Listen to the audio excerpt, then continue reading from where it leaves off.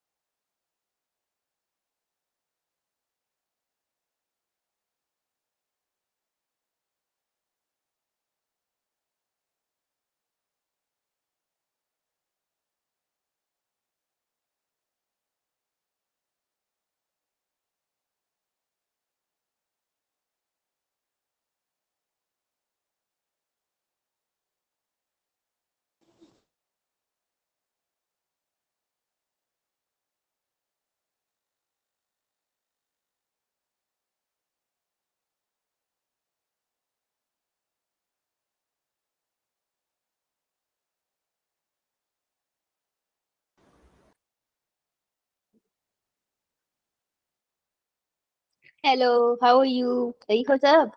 ठीक है। Yes ma'am. शुरू तुम्हें नहीं लगता हिमाचल में इस टाइम आना ठीक नहीं है? मैम मेरे घर के आगे पीछे कुछ भी नहीं हुआ है, सब ठीक है। बेटा वो तो अच्छी बात है, होना भी नहीं चाहिए, लेकिन ऐसे लगता है रास्ते में हो रखा होगा। ये बच्ची नहीं चाहती मैं जीऊं। यो मैम हाईवे बंद है इस टाइम। ये बच्ची नहीं चाहती मैं जीऊं। बेटा चंडीगढ़ और भीमरा वाला रास्ते पे तो पूरा इतना ज्यादा तबाही हो रखी है। ये बच्ची नहीं हम चाहती इतनी मेरी ज्यादा, हम जिंदगी। कल ही गए थे चंडीगढ़, इतनी मुश्किल से रास्ता में तो बहुत ही लोग इकट्ठे हुए हुए थे। इतनी इतनी ज्यादा बुरे हाल है बेटा, प्लेन मुझे ऊपर से फेंक देगा, मैं नीचे स्विम करती हुई आऊंगी। मैम रोड ही नहीं था, लोगों ने सारा रोड जाम करे हुए थे कल चंडीगढ़ मोहाली पंचकुला। बताओ दसो। ये कह रही मुझे घर आ जाओ, पर हैप्पी बर्थडे बनाएंगे ठीक है? हमें बता देना 10 सितंबर ना। यो मैम। मैम बच्चों याद आपका कब रखना। आता है? बेटा बच्चों याद रखना, क्योंकि मैं भूल जाती हूँ, मुझे किसी का बर्थडे याद नहीं रहता। ठीक मैम है शुरू? आपका कब आता है? अरे तुम चुप करो। शुरू तुम्हारी रिस्पॉन्सिबिलिटी है हमें अपना हैप्पी बर्थडे बताने की, समझ आई? Okay ma'am. हाँ मैम आप सबके खबरदार। बर्थडे की लिस्ट बना लो एक। खबरदार जो तुमने अपना हैप्पी बर्थडे नहीं बनाया, हम तुम्हें क्लास से निकाल देंगे। ओके डन है शुरू? Done ma'am. ठीक है मैम चलो। आपका बर्थडे कब होता है? आप कभी 8 बनाएंगे फिर? 8 अप्रैल को होता है। 1 अप्रैल को छुट्टी लेती हूँ मैं उस दिन। जिंदगी है मेरी, पढ़ाने थोड़ी आऊंगी बर्थडे पे दिन, हद हो गई। लेकिन तुम पढ़ने आना। तुम्हारी जिंदगी नहीं है अभी। यो मैम मैम। हम तो बर्थडे वाले दिन स्कूल भी जाते हैं। हम भी जाते थे, टॉफी देते थे सबको। तुम भी करते हो क्या? अभी अभी भी चलता है मेरी वो? बर्थडे वाले दिन छुट्टी होती है हमेशा। क्यों? जनवरी में पड़ता है। अच्छा 1 जनवरी को हुआ था क्या? No ma'am 22। अच्छा यार हम तो। विंटर हॉलीडेज होती है उस टाइम हमेशा। अच्छा तुम लोग अभी भी करते हो वो टॉफी देने वाला, कि अब बंद हो गया? मैम बंद। हम चॉकलेट्स पार्टी होती है देते हैं। क्लास वालों को। नहीं वो नहीं होता था कि हम टॉफी का वो पूरा पैकेट लेके जाते थे, फिर हम एक मैम बेस्ट फ्रेंड को 7th ऐसा सिलेक्ट। होता तक था, बस। मैम को हाँ फिफ्थ मतलब सिक्स बचपन तक में ही होता पूछ रही था। हूँ मैं, 12th में कौन करता था? मतलब वो मैम फिर अपना बेस्ट फ्रेंड सिलेक्ट करते थे, फिर उसके साथ सारी क्लासेस में घूमते थे, एक पीरियड बचता था। मैम ये तो 6, यो 7th यो तक यो था, यो उसके मैम। बाद कौन यो करता है? मतलब होता मैम। था ना, ठीक है। मेरे को अपना लास्ट थर्ड ही याद है, मुझे नहीं लगता उसके बाद मैंने किसी को कुछ दिया है, मैंने छीना ही है। हम तो चंडीगढ़ आते हैं इस मेरे बर्थडे वाले दिन। टॉफियां देने? नो मैम, पार्टी करने, घूमने। अच्छा okay party boy. Let's study. आज इवनिंग क्या मैम। पढ़ना है? Good evening Praveen. प्रवीण की आवाज से लड़की की आवाज क्यों आ रही है? प्रवीण गला खराब है मैम बेटा, बहुत किसी खराब। और ने बोला, उसने माइक ऑन किया हुआ था, किसी और ने। अच्छा hello good evening, welcome to class. आओ बेटा तुम भी पढ़ लो। सो अरे क्या पढ़ रहे थे हम लोग? बातों में उलझा देते हो मुझे। बायोटेक। आज क्या करना है?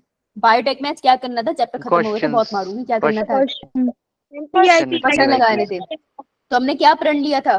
प्रण क्या लिया था हमने? सारे 34 इयर्स के क्वेश्चंस सारे लगाएंगे हम। क्वेश्चन करें।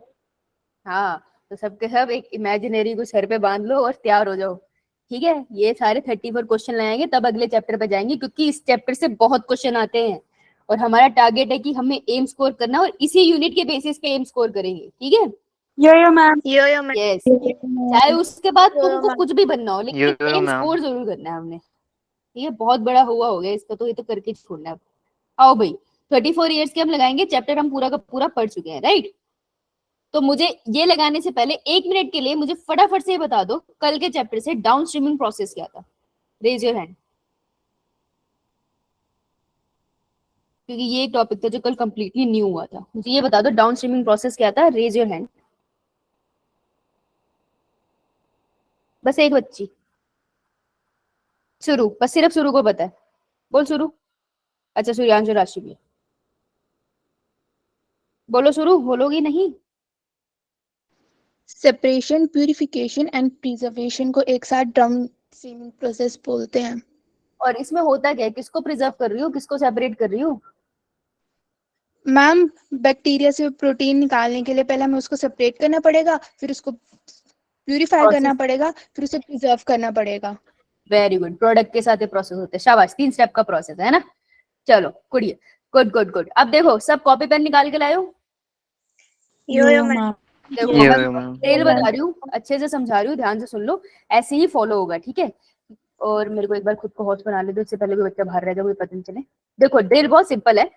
फर्स्ट ऑफ ऑल आप लोगों को कॉपी पेन रेडी रखना है। आपको उसमें क्वेश्चन कैसे करना है, क्वेश्चन नंबर 1 2 3 4 5 6 सीक्वेंस में ही लिखना है। मैं जब आपको क्वेश्चन दिखाऊंगी तो हो सकता है पहले 4 क्वेश्चन है, फिर 8 9 10 11 सॉल्व करना है, पर तुमको सीक्वेंस में ही आंसर लिखना है, ठीक है। तो बीच में जगह छोड़ देना। तो हमारा आज का टारगेट है कि हम क्लास में 20 क्वेश्चन करेंगे, ठीक है। तो ये तुम्हारी क्लास में टाइम ज्यादा लग जाता है, तो 20 क्वेश्चन का हमारा टारगेट है। पीवाईक्यू लगाएंगे। पहले मैं तुम्हें क्वेश्चन दिखाऊंगी, तुम सारे क्वेश्चन के आंसर अपनी कॉपी में लिखोगे, क्योंकि अब तुम बड़े हो चुके हो नलायको। तुमको जरूरत नहीं है कि मैं तुम पे बहुत ध्यान दूं, तुम्हें खुद पे खुद ध्यान देने की जरूरत है अब। तो मैं तुम्हें 20 क्वेश्चन दिखाऊंगी, टाइमर मैं सेट करूंगी, तुम सेट नहीं करोगे। स्क्रीन से क्वेश्चन हट जाएगा अगर टाइमर ओवर हो गया उसका, ठीक है। 20 क्वेश्चन आप अपनी कॉपी में करोगे। मैं आपको 2 मिनट दूंगी, वो सारे आंसर आप चैट बॉक्स में लिखोगे, फिर मैं आपसे सारे क्वेश्चन डिस्कस करूंगी, जिसको जो डाउट है पूछ सकता है। 20 क्वेश्चन में से कौन सा क्वेश्चन गलत हुआ है, कौन सा सही हुआ है, जब मैं उसको सॉल्व करूंगी आपको खुद पता चलेगा, आप अपनी कॉपी में टिक करोगे। ये है एक तरह से एमसीक्यू का मैराथन। मैराथन मीन ये चलेगा थोड़ा लंबा। तो जब हमारे लास्ट तक क्वेश्चन पहुंचेंगे, आई थिंक 80 के करीब क्वेश्चन है पीवाईक्यूज, जब हम अपने लास्ट क्वेश्चंस कर लेंगे ना, तो आपके पास पूरा एक पेज आ जाएगा ना कि आपने सारे क्वेश्चंस कितने करे। तो बायोटेक के एक चैप्टर में आपके कितने क्वेश्चन सही हुए, उसमें कितने नेगेटिव हुए और कितने आपने छोड़े, ये देख के आपको पता चल जाएगा कि हाँ भाई मैं कहाँ पे लाई करता हूँ या करती हूँ, ठीक है। तो हमारा टारगेट एमसीक्यू करने का ये नहीं है, क्वेश्चन सॉल्विंग नहीं है यहाँ पे। टारगेट है क्वेश्चन सॉल्व। एक तो क्लास में हो, बिकॉज आप लोगों के पेपर चल रहे हैं, घर जाकर तुम पढ़ते नहीं हो, तो क्वेश्चन करते नहीं हो, फायदा क्या मेरा पढ़ाने का। एक तो हम क्वेश्चन प्रैक्टिस करें साथ में, पहला टारगेट ये। दूसरा टाइम मैनेजमेंट सीखे, इसलिए टाइम मैं डिसाइड करूंगी। तीसरा है हम ये चीज सीखे कि क्वेश्चन सॉल्व करने के बाद जब हम उसको शीट पर भरते हैं उसके लिए टाइम होता है, तो आप किस तरीके से उसको मैनेज करते हो, यू विल लर्न। जब आप अपनी कॉपी में करोगे और फिर चैट में भेजोगे ना, you will see the difference. And fourth very very important thing is कि आपको खुद से पता चले कि आप कहाँ पे लाई करते हो, ठीक है। अपने आप को एनालाइज करना है। मैं किसी बच्चे से इंडिविजुअली नंबर नहीं पूछूंगी, लेकिन मैं चैट में जरूर देखूंगी कि बच्चा कोशिश कौन कर रहा है। जो बच्चा कोशिश कर रहा है उसका बड़ी ही चालाकी से मैं नाम लिख कर रख लूंगी। जब एक टाइम आएगा जब आपका सिलेबस एक पॉइंट पहुंच जाता है, तो अब आप नीट की पूरी रिवीजन वाला सीरीज आता है, तो जो बच्चा मेहनत करता हो मुझे दिखेगा। देखो इट डजंट मैटर तुम 90% वाले स्टूडेंट हो, 60 वाले हो, या फिर 32 में घिसड़ के पास होते हो, अगर तुम मेहनत कर रहे हो तो तुम नीट कर सकते हो। तो जो बच्चा मुझे मेहनत करता हुआ दिखेगा इन प्रैक्टिस सेशंस में, उसके हिसाब से मैं डाउट क्लास भी लगा दूंगी। अगर वो बच्चा स्पेसिफिकली गएगा ना, उसको नहीं समझ में आता सेक्सुअल रिप्रोडक्शन, तो डाउट क्लास में सेक्सुअल रिप्रोडक्शन पढ़ाया जाएगा, क्योंकि वो मेहनत कर रहा है ना एक्स्ट्रा। तो उसको, उस लड़के को या उस लड़की को, उन स्टूडेंट्स को स्पेशल अटेंशन डिजर्व करते हैं वो, क्योंकि वो मेहनत करके रैंक भी लाएंगे, है ना। तो अगर चाहते हो कि तुम पे भी स्पेशल अटेंशन जाए तो तुमको मेहनत करनी पड़ेगी, और मैं घर पे करने के लिए कह भी नहीं रही, क्लास में कह रही हूँ। क्लियर है क्या करना है आज? अंगूठा लगाओ, अंगूठा। सोनी साहब समझ गई थी पहली, अंगूठा चाहिए मुझे, ठीक है जी। जितना टाइम है उतना ही। कोई डाउट है तो उसको बचा के रखना, क्वेश्चन पढ़ते पढ़ते डाउट आते हैं, जब पूछूंगी तभी। तो आज आपको थोड़ा डिसिप्लिन से करना पड़ेगा, तो तुम उनको अलग रूप में देखोगे। ये वाला तो नहीं है, ठीक है वैसे, चलो कोई ना। स्क्रीन दिख रही है सबको? यो मैम पॉसिबल है यो सबको? Ma'am zoom in yo, zoom yo, out ma'am. करना आता है ना मोबाइल यो पे? मैम सात्विक क्वेश्चन सारे? यो मैम सात्विक लैपटॉप से यस गया ना तूने? मैम। क्वेश्चन दिख रहा है? ठीक है, तो लगा रुको, question number 1 2 3 8 9 10 11, 1 2 3 4 5 6 7 7 questions. You have 4 minute, your time start now. No argument, 4 minute, इससे ज्यादा नहीं दूंगी और मैं चेंज कर दूंगी आगे। कॉपी पे लिखनी है, अभी कोई चैट बॉक्स में नहीं भेजेगा। करो स्टार्ट।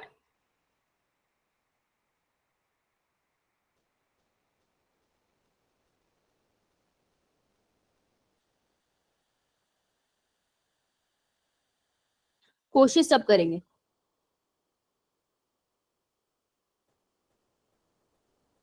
इनमें से कुछ क्वेश्चन तुमने पहले भी देखे, इसलिए मैंने टाइम कम दिया।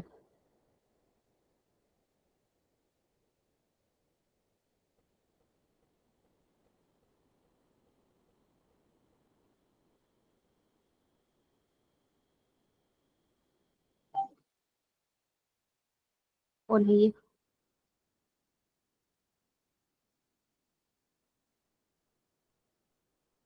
रितेश, रितेश क्वेश्चन सॉल्व कर रहे हैं हम बेटा, और जिसमें क्वेश्चन तुम सॉल्व कर रहे हो, और 4 मिनट है तुम्हारे पास, और 1 मिनट तुम्हारा जा चुका है।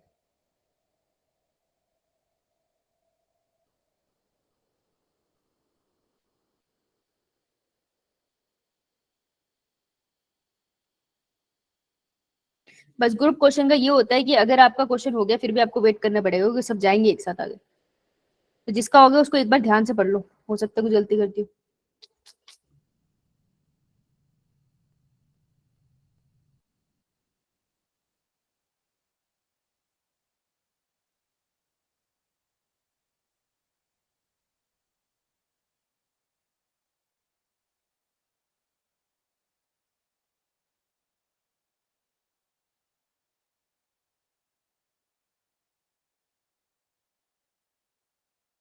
दो मिनट होने वाले हैं, जल्दी।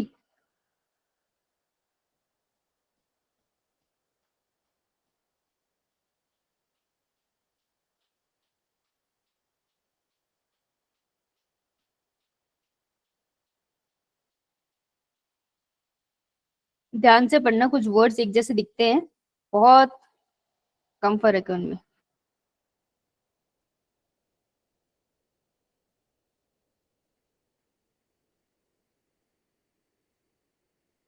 ढाई हो गए, 1.5 minute left.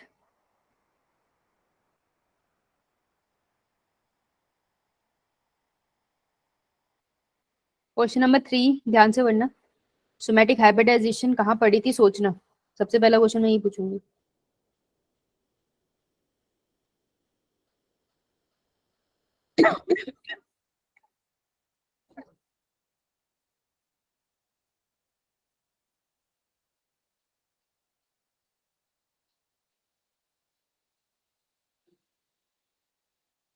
Last 1 minute.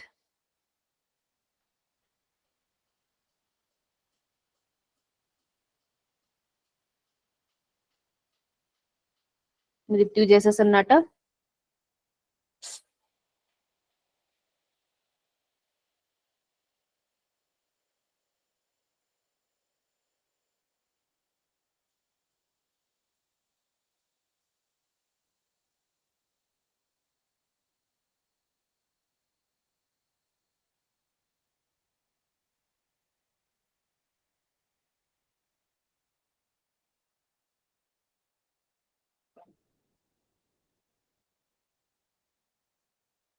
Last 15 seconds.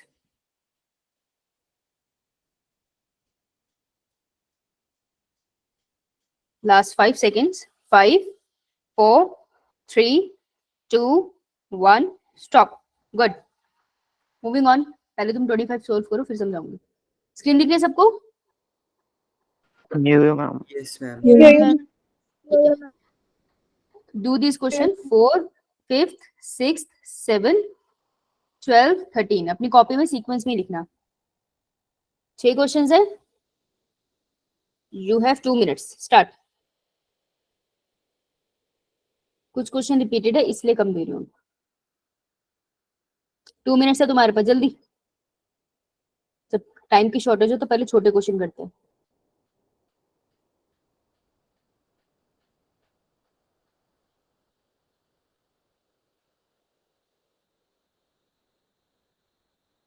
शाबाश।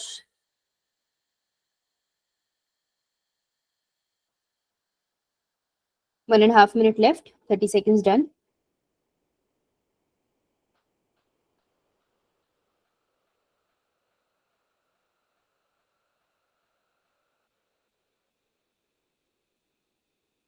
Good, very good.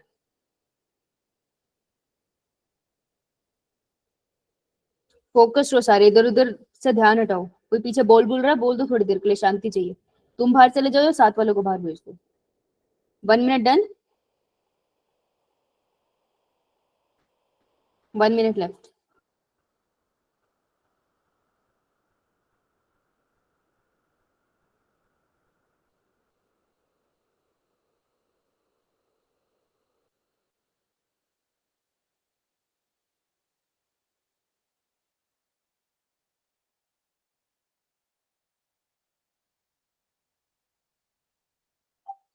Last 30 seconds. अंतरिक्ष क्वेश्चन प्रैक्टिस चल रही है, क्वेश्चन सॉल्व करना है जो सर्कल्ड है, बायोटेक के हैं। Last 20 seconds left. Last 15 seconds.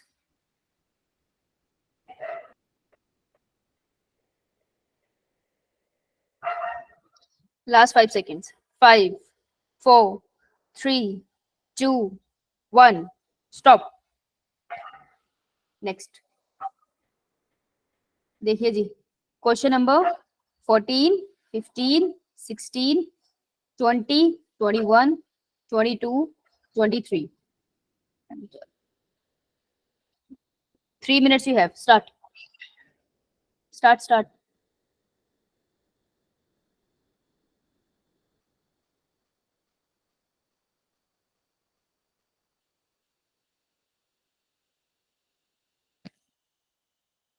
Sorry, wait. 21, 22, 23 नहीं करना, मैंने 20 तक बोले थे ना तुम्हें। सॉरी। तो मैम या इनको काट दें अगर करे तो। हाँ नहीं, काट दे, ये नहीं करने अभी, मतलब रखे रहने दे, काट मत, छोड़ दे। 14, 15, 16 एंड 20 करो, जो है 1.5 minute.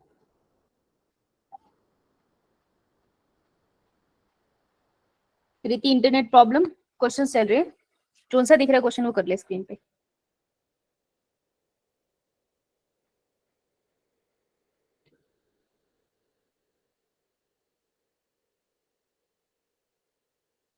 कैमरा कैसे बंद हो गया मेरा? चलो, दिखाई दे रही है मेरी पिक्चर? अच्छा, मेरे फोन में नहीं दिख रहा, मेरे फोन में कोई दिक्कत है। चलो 45 seconds done.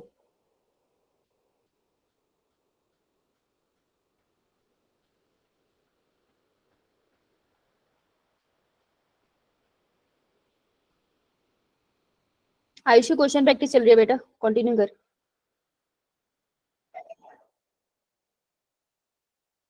Last 30 seconds, come on, जो सर्कल है वही क्वेश्चन करने हैं बस। 14, 15, 16 एंड 20. Last 15 seconds.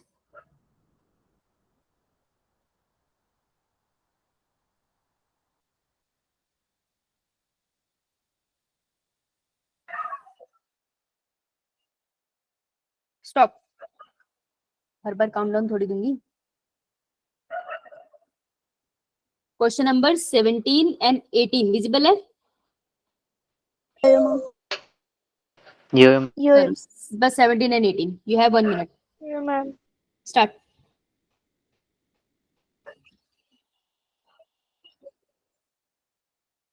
करो। 14 का ना मैम थोड़ा एक अक्षर दिख नहीं रहा। कौन सा? दिख गया। 17 एंड 18.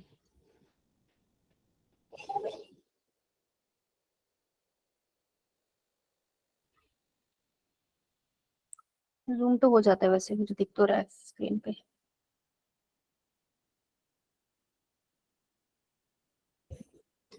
1 minute है सिर्फ, 30 seconds done, 30 seconds left.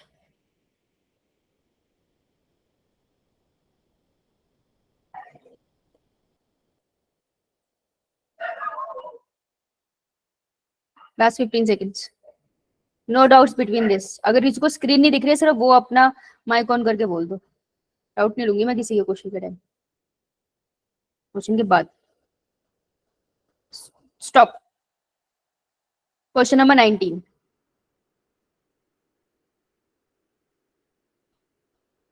Rule ये ऊपर क्वेश्चन नहीं दिखेगा. Question number 19. You have 30 seconds. Start. Quick.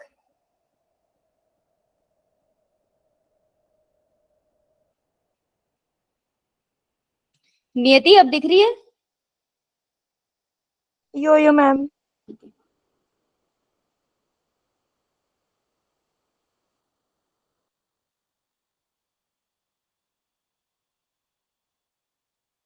Five, 4, 3, 2, 1. Stop. हाँ भाई, कैसा रहा भाई? प्रेशराइजिंग था, इजी था? ठीक ठीक. मैम ठीक ही था. लास्ट क्वेश्चन रह गया. प्रेशराइजिंग था? टाइम जब क्लिक होता है यो मैम.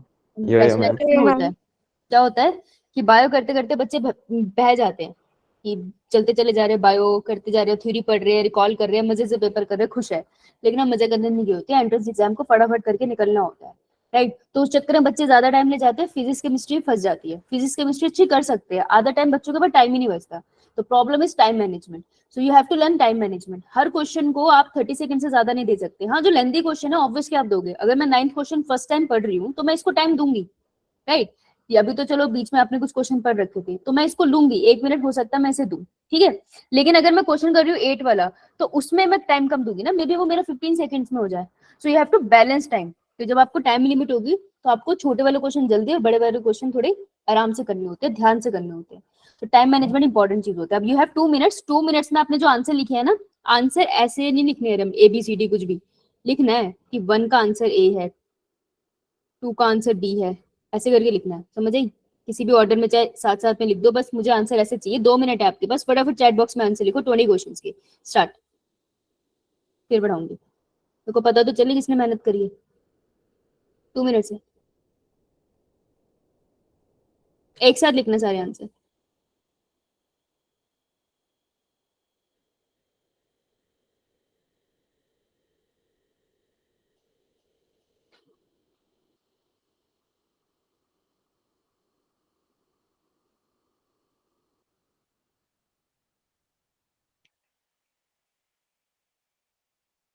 समझ आ गया ना करना क्या है? मैम एक बार रिपीट कर दो. यो मैम. था. बेटा चैट बॉक्स में आंसर लिखने हैं. 1 to 20 आंसर लिखे हैं ना आपने अपनी कॉपी में, वो चैट बॉक्स में टाइप करने हैं, ठीक है? जैसे बहुत ही अजीब तरीके से आर्यन ने लिखा लेकिन उसे आंसर लिखे हैं, तब तक मैं चेक भी कर सकती हूँ.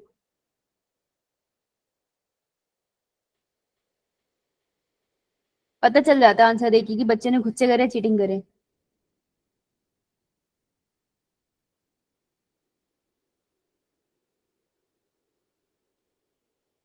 हमारी क्लास से पहले मैं सॉल्व करके बैठी थी ताकि मैं देख पाऊंगी कौन सा बच्चा कैसे कर रहा है. आर्यन ओके, और थोड़ा सा पढ़ने की जरूरत है आर्यन तुझे, है ना?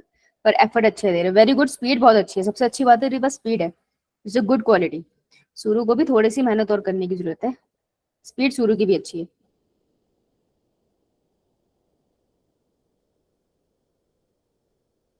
Good Praveen. Rikshit has a good speed. Good Suryansh. Harish. Suryansh.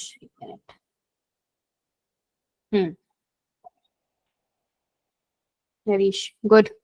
Good Harsh. राजकुमारी ने इतना सिंपल कर दिया. धन्यवाद.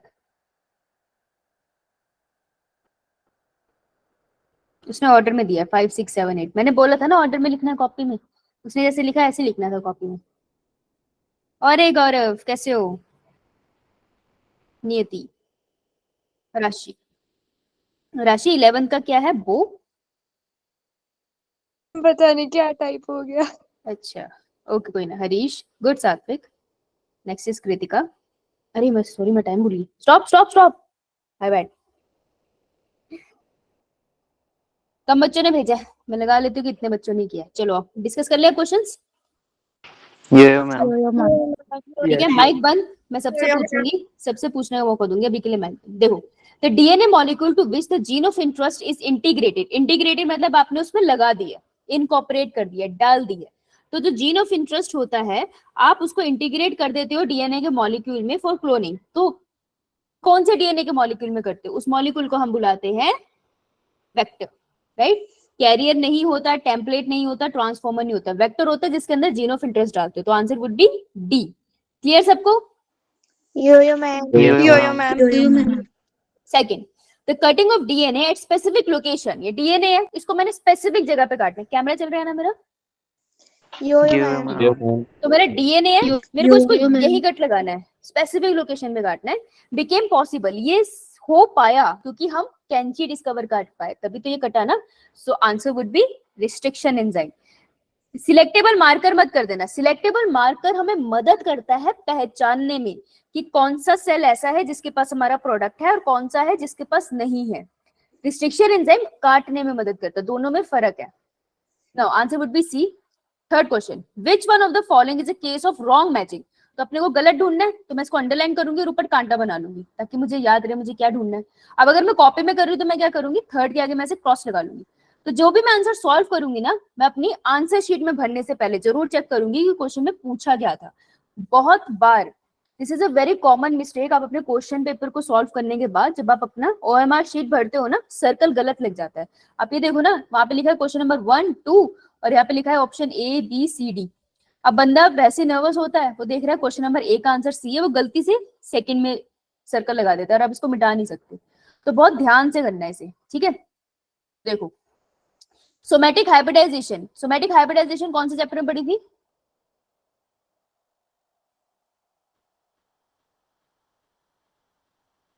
पोमैटो कहाँ पढ़ा था?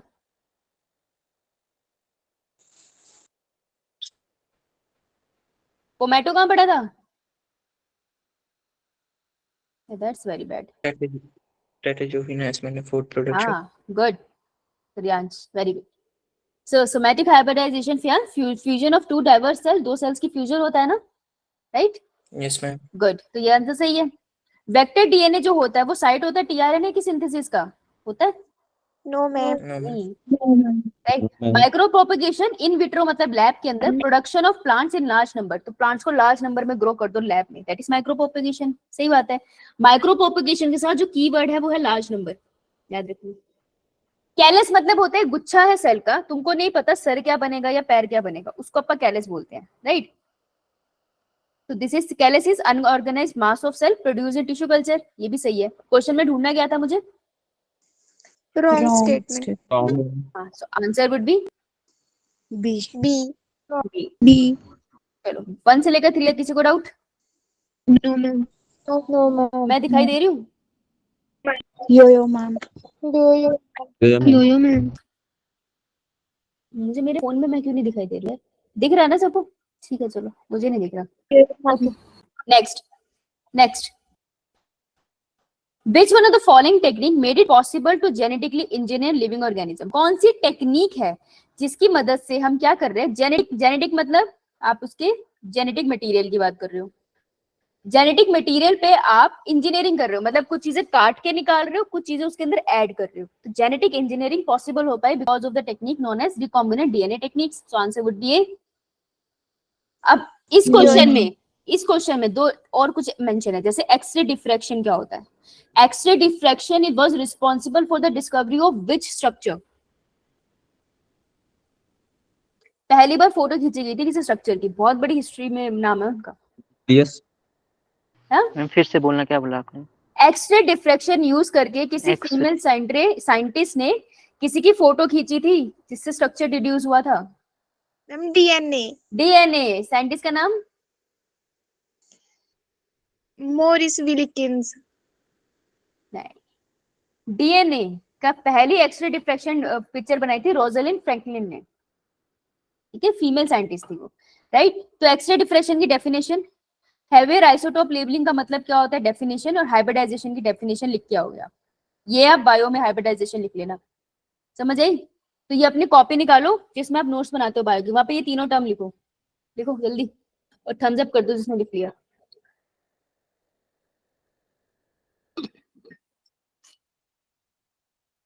ओके राशि, बस राशि, नियति, राजकुमारी, बस 3 लड़कियां, बाकी तुम बहुत मतलब ग्रेट इंसान हो, अंगूठा नहीं दिखाओगे। ओके पृथ्वी, चलिए next. Which of the following are used in gene cloning. तो जीन की क्लोनिंग में हम किसको यूज करते हैं, answer would be B D, plasmids use करते हैं। प्लाज्मिड का कैसा स्ट्रक्चर होता है, प्लाज्मिड, ये हाथ खड़े करना,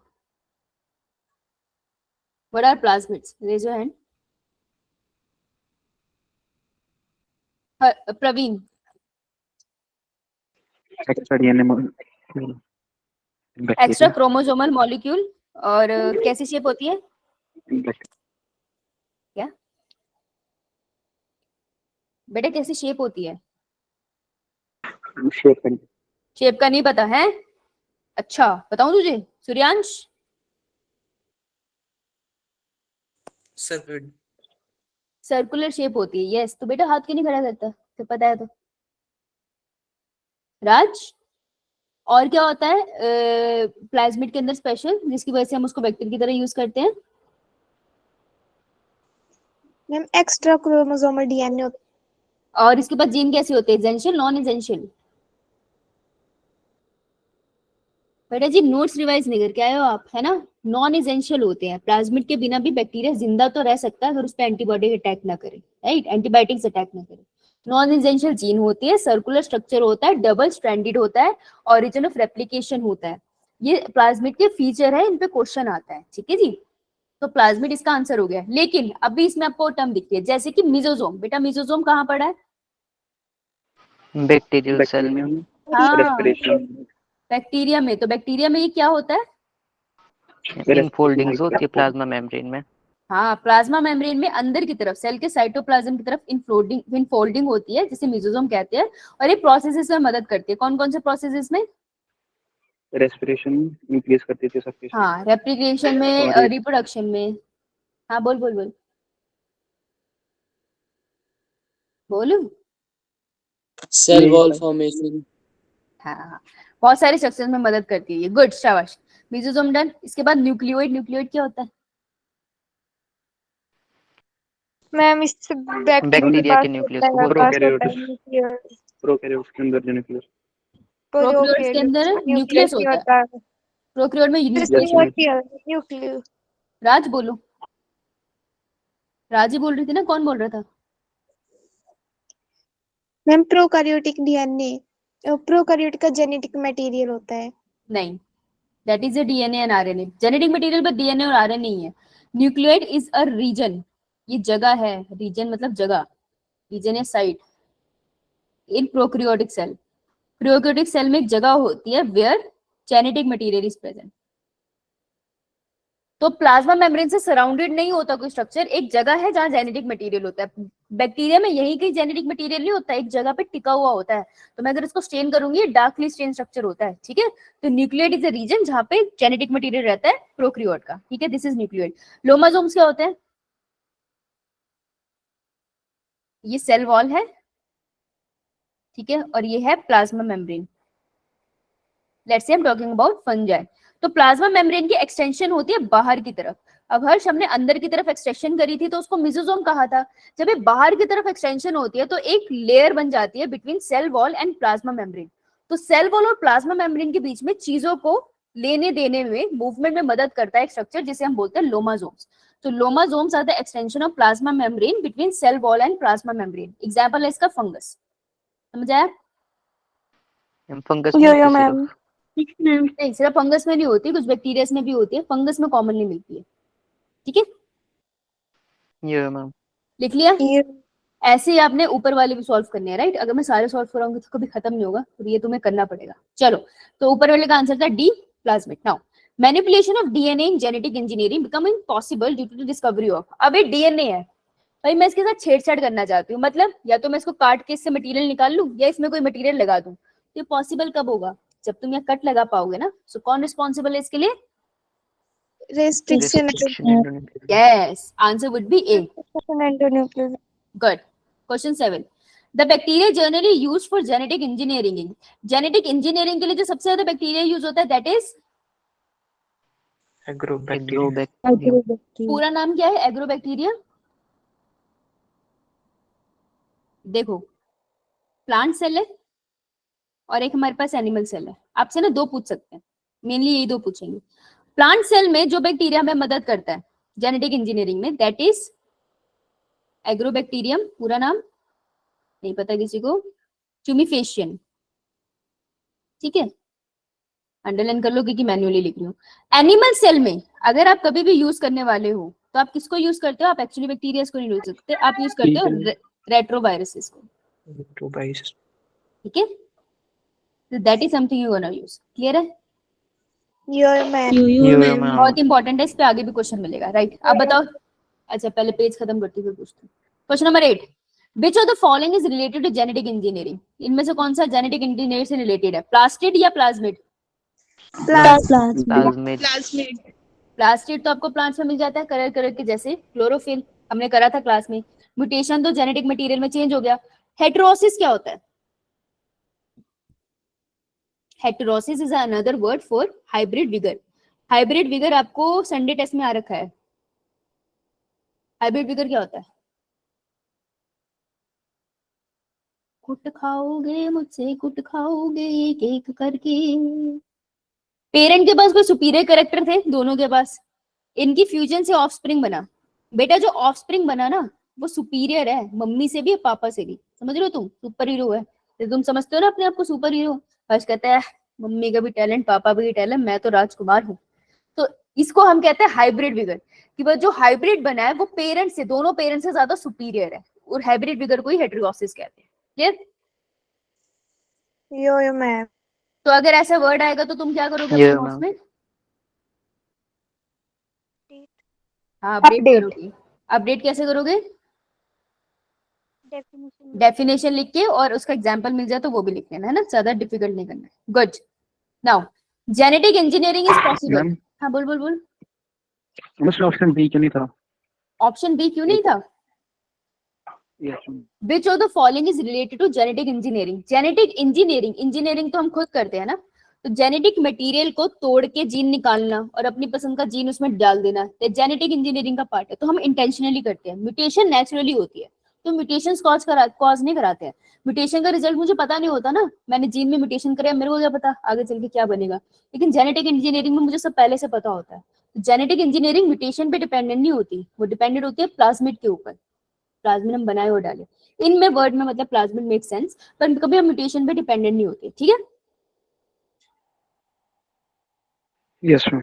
अब अगर तू ये सोच रहा है कि मैंने इंटेंशनली एक सेल लिया और उसके ऊपर यूवी रेडिएशन डाल दी तो उसमें म्यूटेशन भी तो होगी, ये भी तो जेनेटिक इंजीनियरिंग है. जेनेटिक ये सोच रहा है ना, जेनेटिक इंजीनियरिंग इतनी छोटी सी बात नहीं है कि सेल का फीचर चेंज कर दिया. जेनेटिक इंजीनियरिंग है मेरे पास पर्पस है, मुझे अपने मतलब का प्रोडक्ट बनाना है, तो मैं किसी भी सेल के साथ छेड़छाड़ करूंगी ना, मेरे मतलब का प्रोडक्ट बनना चाहिए. म्यूटेशन से जरूरी नहीं है ना प्रोडक्ट बने, इसलिए. ना तो जब ना समझ आए समझाने के बाद तो पूछ लिया करना दोबारा, चुप हो के बैठी. 9. Genetic engineering is possible because, हर बार इतनी बारीकी क्वेश्चन पूछेंगे ये. We can cut DNA at specific site. DNA को स्पेसिफिक टाइप पे काट सकते हो by endonucleases. Endonuclease का एग्जांपल है DNAs. ये सही लिखा है? No, ma'am. नहीं बेटा, DNA तो जाके DNA को हर तरफ से तोड़ देता है. ये तो वही बात हो रही, मम्मी मारने के लिए आ रही है. ऐसे थोड़ी है तुम्हें लोकेशन देख के मारेगी भाई, जहां हाथ लगोगे वहीं पिटोगे. वो वाला हाल है. ये तो नहीं है आंसर सही. ना रिस्ट्रिक्शन एंडोन्यूक्लियस. यार देखो गलती होगी एक्सो और एंडोन्यूक्लियस में, तो एंडो को बड़ी चालाकी से अंडरलाइन कर लेना. Restriction endonuclease is purified from bacteria can be used in vitro. In vitro मतलब इन लैब. ऐसा होता है? लैब होता है. बिल्कुल सही है. The phenomena of transduction in bacteria is well understood. Transduction कहां पढ़ा था?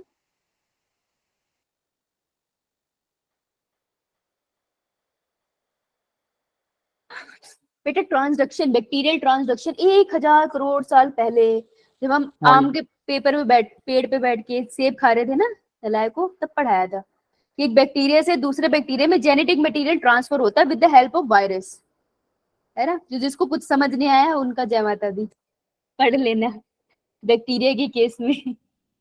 तो कोई भी प्रोसेस इतने अच्छे से अंडरस्टूड नहीं है, अभी भी तो हम इस पे रिसर्च कर रहे हैं। तो ये लाइन बहुत ज्यादा फ्यूचरिस्टिक है कि phenomena of transduction in bacteria is well understood. जी नहीं, अभी भी चल रही है रिसर्च, तो गलत हो गया।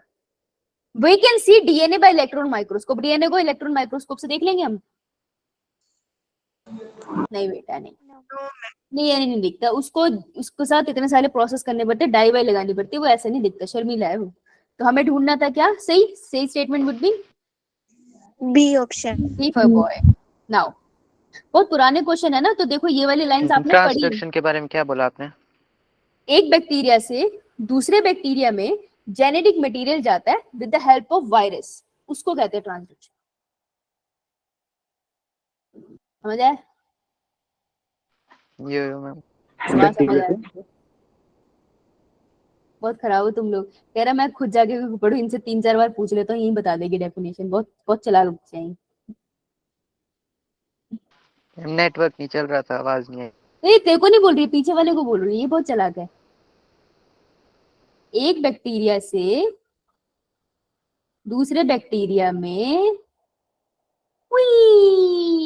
जेनेटिक मटेरियल चला गया with the help of virus, है ना। इसको बोलते हैं ट्रांसडक्शन। क्लियर? यो मैं यस मैं भी चालाक हूँ, मैं भी डेफिनेशन लिख के नहीं दूंगी तुझे तू खुद लिख चलो आगे आते हैं, कहाँ गया। अच्छा, when scientist make an animal superior by view of genotype. Genotype को ध्यान में रख के मैं बोल रही हूँ कि जीन्स के सेंस में मैं एक एनिमल को सुपीरियर बना दूं। मैंने लिया एक कुत्ता, मैंने कहा ओए तुझे सुपीरियर बनाएंगे।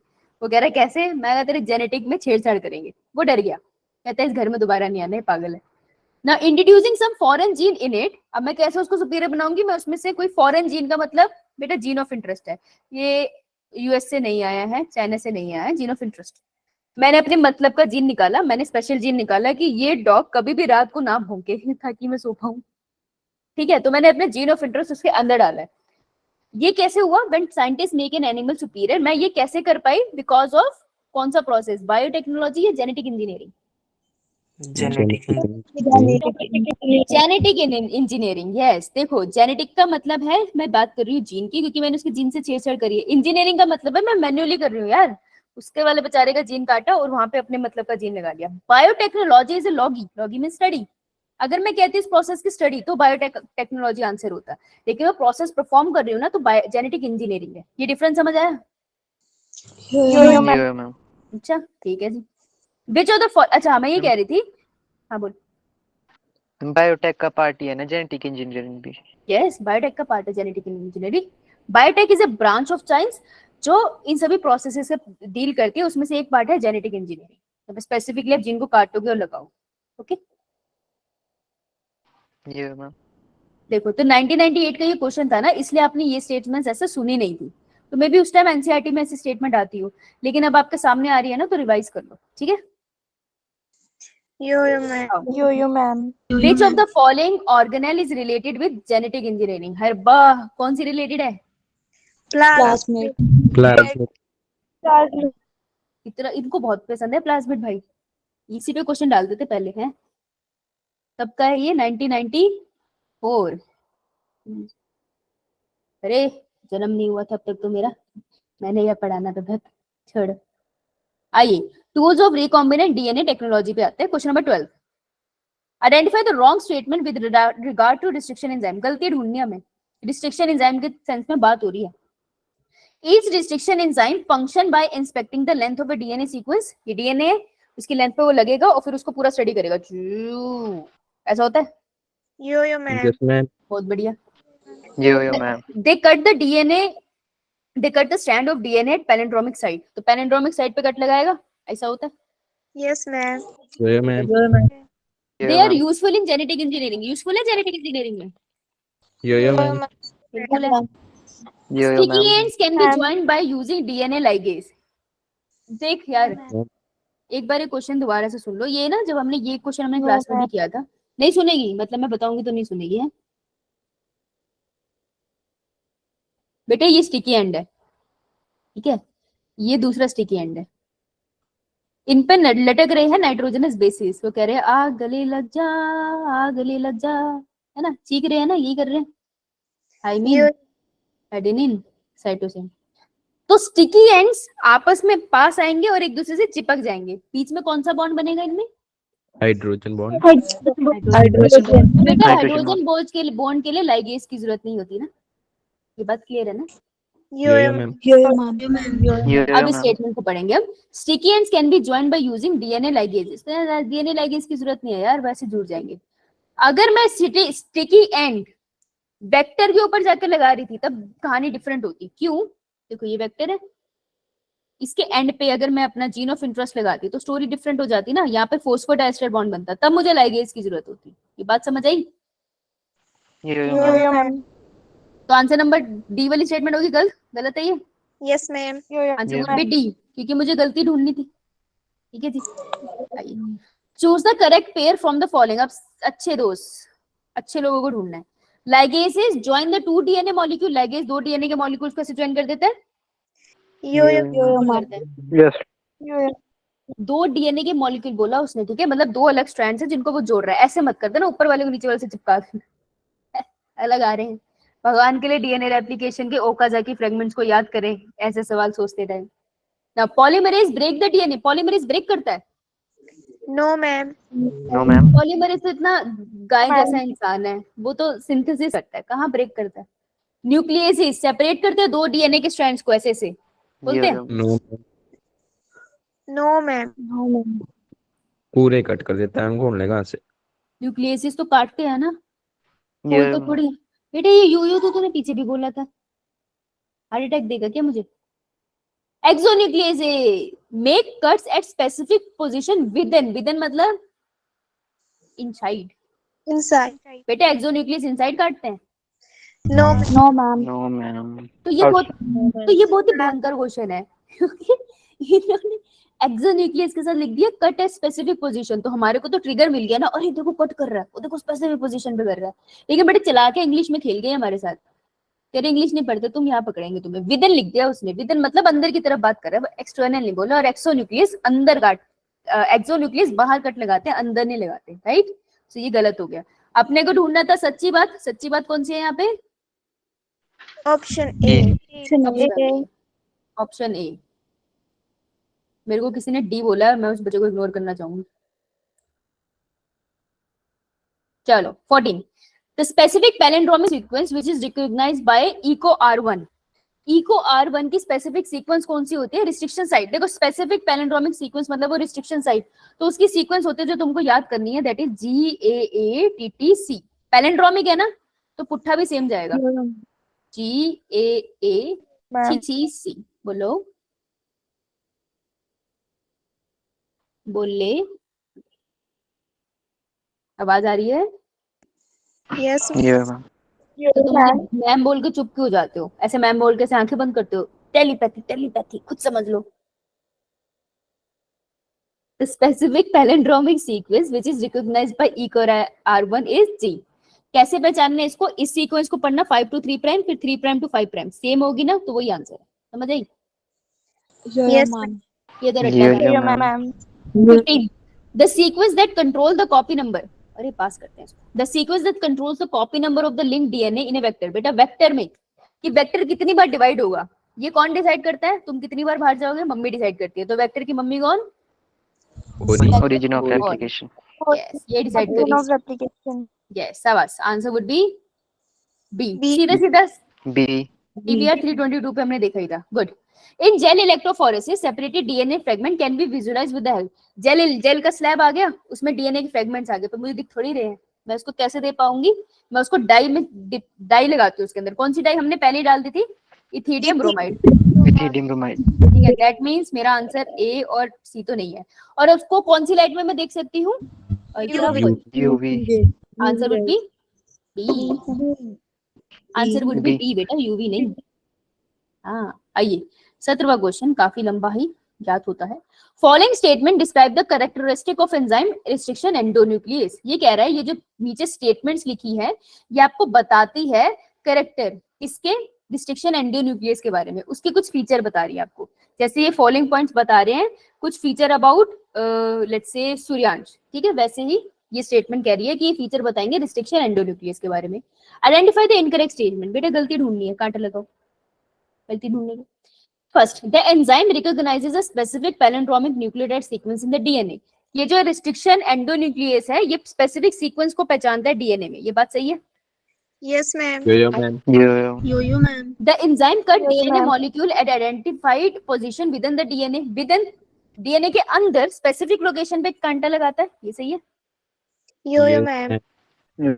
That enzyme binds DNA at specific site, ये बात सही है, and cut only one of the two strand. एक ही स्ट्रैंड पे कट लगाता है, मतलब दो स्ट्रैंड है वो एक ही पे कट लगाएगा दूसरे पे नहीं, ये सच है?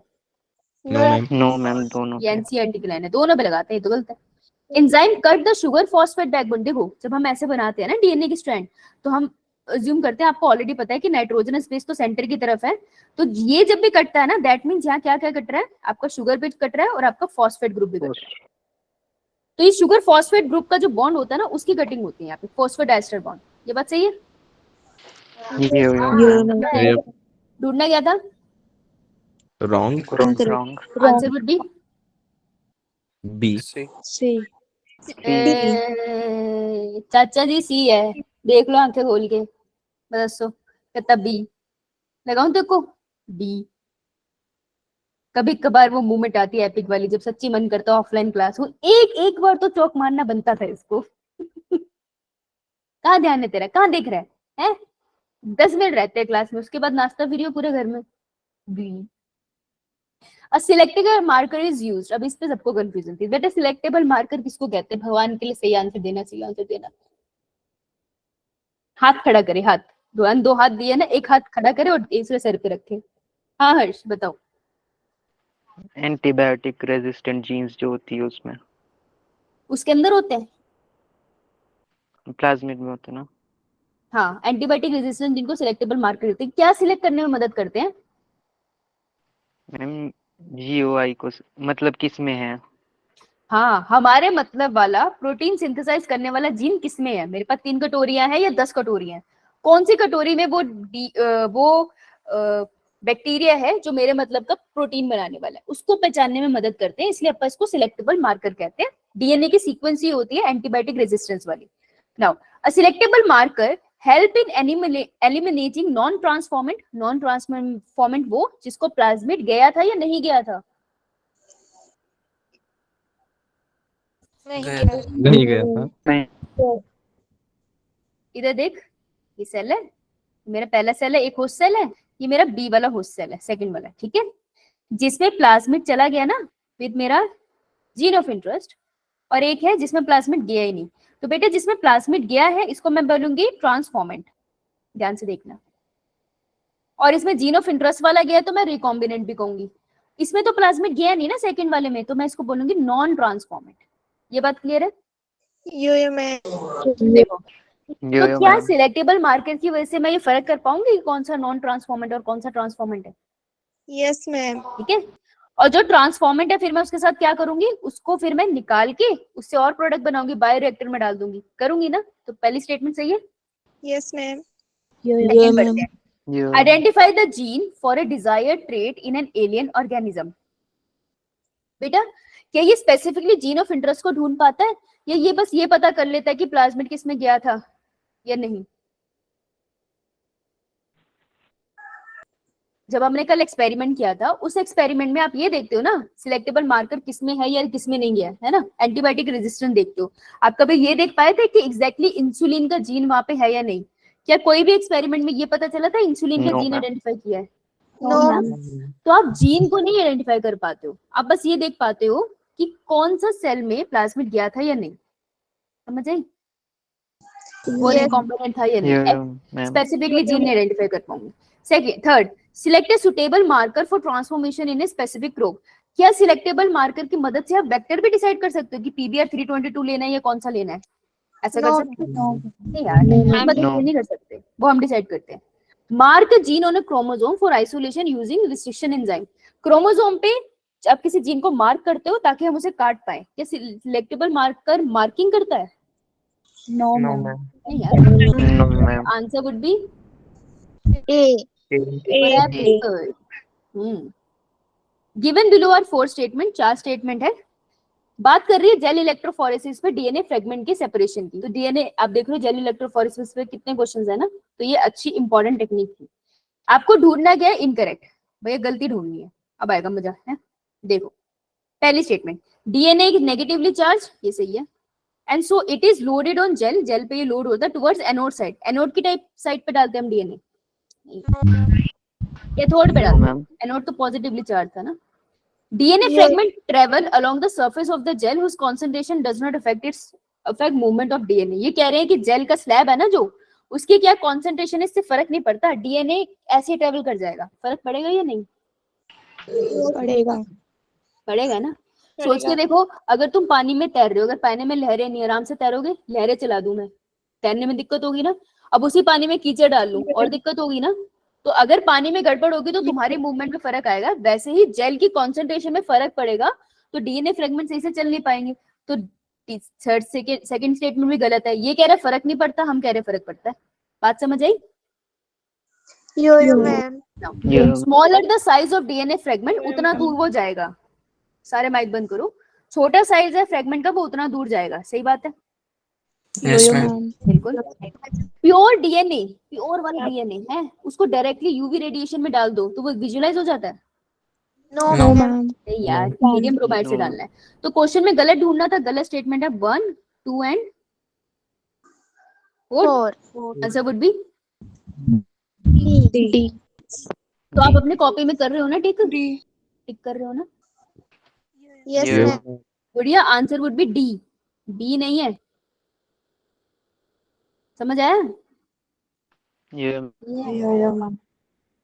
हाँ, आइए इधर last. Which of the following is commonly used as a vector for introducing a DNA fragment in human lymphocyte? बेटा ह्यूमन सेल में डालना है ना तुमको वेक्टर, मैंने ऊपर ही बताया। वेक्टर ह्यूमन सेल में डालना है, कौन सा यूज करोगे? Answer would B. कर लिए टिक मार्क आपने? पता चला कहाँ स्टैंड करते हैं? हाँ, अब पूछो डाउट। ये नहीं बोला था करने का। 20th क्वेश्चन नहीं बोला था मैंने? मैम बोला था। पहले बोला था मैंने। मैम बोला था। चलो अब बताओ, जिस जिसको डाउट है वो रुक सकता है, बाकी बच्चे जा सकते हैं। कल हम लोग करेंगे प्लांट फिजियोलॉजी, कान खोल के सुन लो, उसके क्वेश्चन बेस पे हम